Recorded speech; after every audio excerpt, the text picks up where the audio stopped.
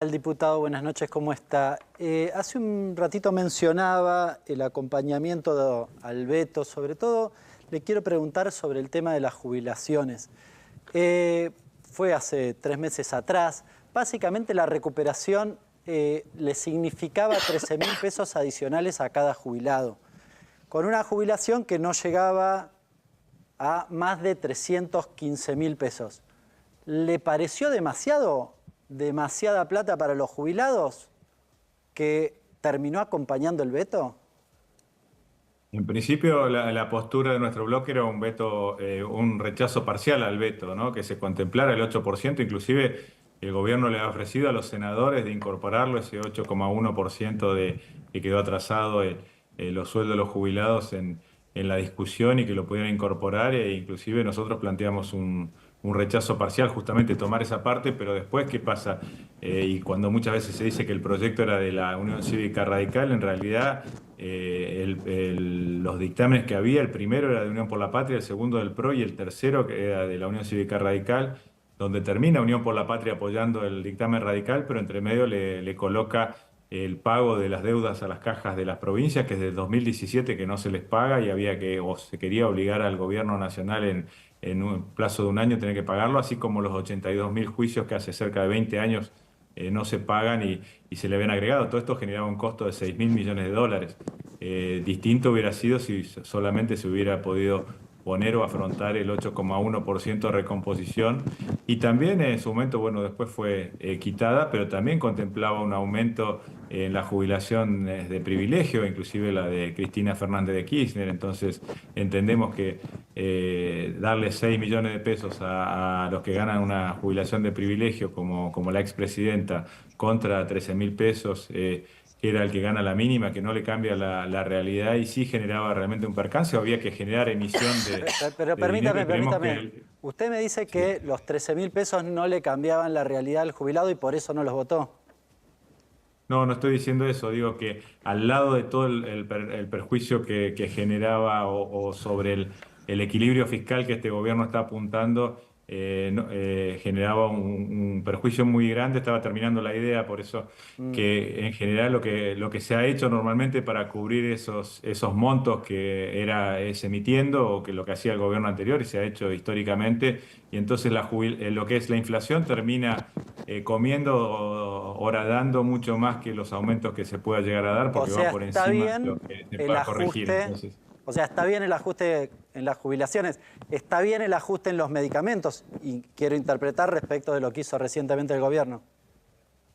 no digo que estuviera bien, digo que hubo oportunidad, y de hecho nosotros íbamos por un rechazo parcial del veto, donde se Pero contemplara ese diputado, usted 8%, votó y el veto también los completo. senadores tuvieron la oportunidad de ponerlo, así como otras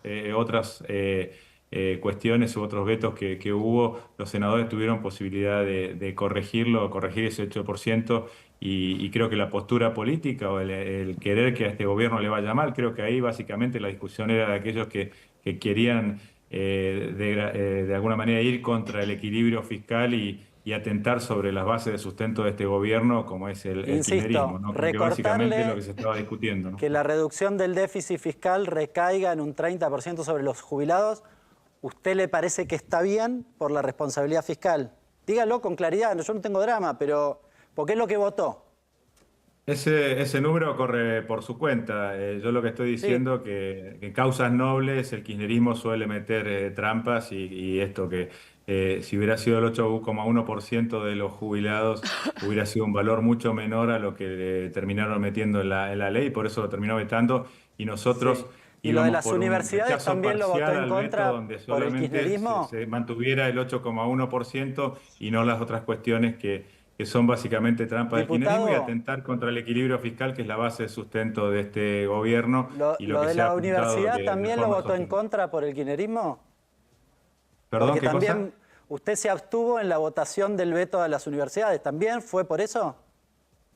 En principio, las universidades, no creo que el Congreso tenga que hacer paritarias, y en todo caso, si se interviene en alguna negociación laboral, se vaya mediando, no poniendo un techo, como era el aumento del IPC, que ni siquiera creo que muchos de los gobernadores o los diputados de provincias que querían o apoyaban eso lo puedan dar en sus municipios o en sus provincias. Pero diputado, a Creo ver, que los justamente trabajadores docentes perdieron 25% de su poder adquisitivo.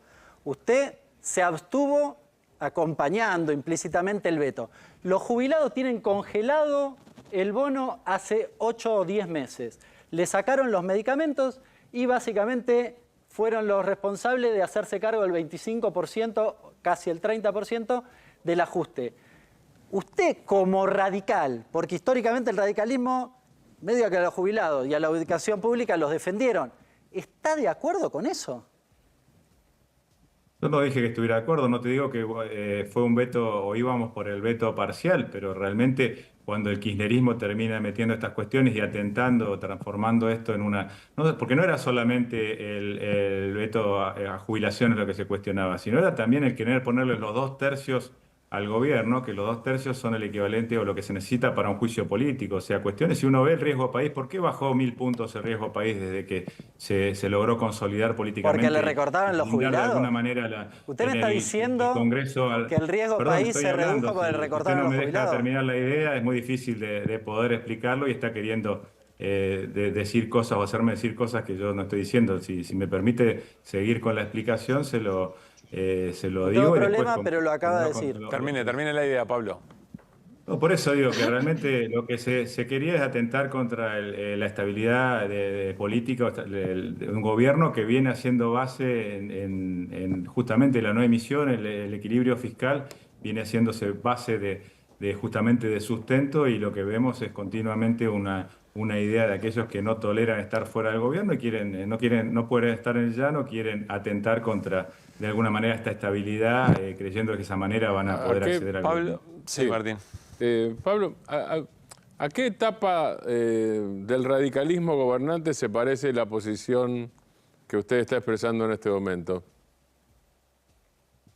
A Irigoyen, a Ilia, a Alfonsín, a De la Rúa. Yo creo que básicamente, y esto por lo que estoy hablando de la institucionalidad, si uno ve que el radicalismo históricamente ha defendido la institucionalidad, y también aquellos gobernadores que les toca o intendentes que les toca gobernar hacen un culto del equilibrio fiscal, ¿no? Creo que justamente es lo que estamos tratando de sostener y que de este gobierno pueda tener su sustento, y básicamente entendiendo de dónde venimos y que no queremos que vuelva el kirchnerismo, ¿no? Entonces, creo que a partir de ahí es que donde nos paramos, y creemos que también se están dando grandes cambios en la política y en la forma de hacer política, y entendemos que hay que adaptarse a esos tiempos.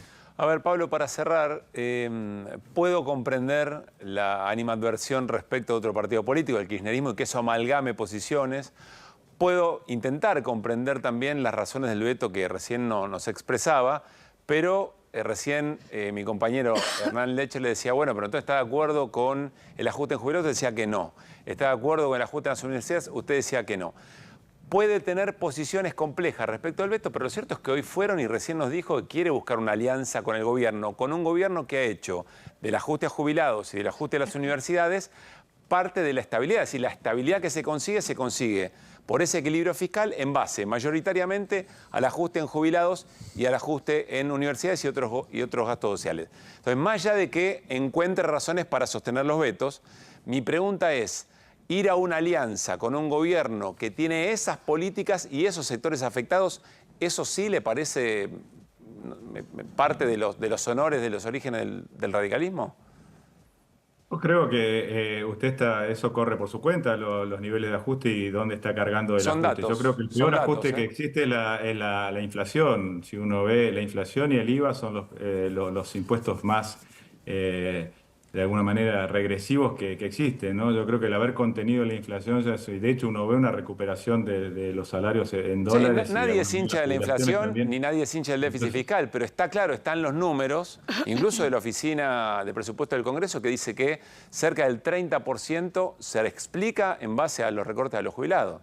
Ese es el punto, es decir, si el costo de sostener esa estabilidad lo tienen que pagar los jubilados o no, y frente a un partido político o un gobierno que acompañe esa idea, si usted cree que hay que ir a una alianza con ese gobierno. En principio, como digo, yo entiendo que el haber bajado la inflación ya es un gran un gran avance y creo que eso permite una recuperación de los ingresos. En el caso de las universidades, creo que también ha habido un vuelco a la necesidad de auditarlas y de generar también un repensar el sistema educativo, el sistema universitario que se adapte a las necesidades. Hoy, por ejemplo, tenemos un gran desarrollo con Vaca Muerta, una gran posibilidad, y no están teniendo el capital humano o aquellos profesionales preparados. Y creo que justamente también hay que prepararnos para el desarrollo que se viene en Argentina. Hay grandes oportunidades. No, habrá menos, porque se están yendo. Se están yendo. No creo que sea así, al contrario. Por lo que se ve, las inversiones se vienen en minería. Ahora se habla de la energía nuclear como potencial de generar alternativas de inversión con la inteligencia artificial. Así que creo que va a haber grandes desafíos y se está viendo la posibilidad de que vengan inversiones. De hecho, hay anunciadas grandes inversiones en lo que es minería, en lo que es Vaca Muerta, como lo que nos toca acá en Neuquén.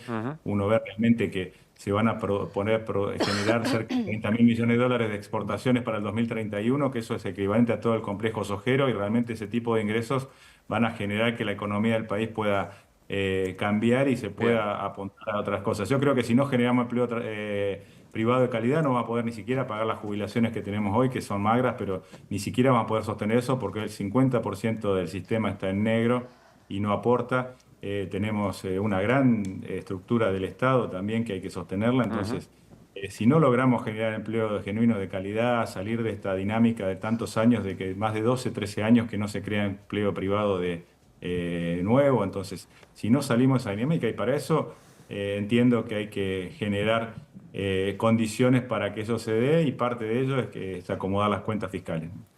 Pablo, le agradecemos el rato, que esté muy bien. Bueno, gracias a ustedes por el espacio y un saludo a toda la audiencia.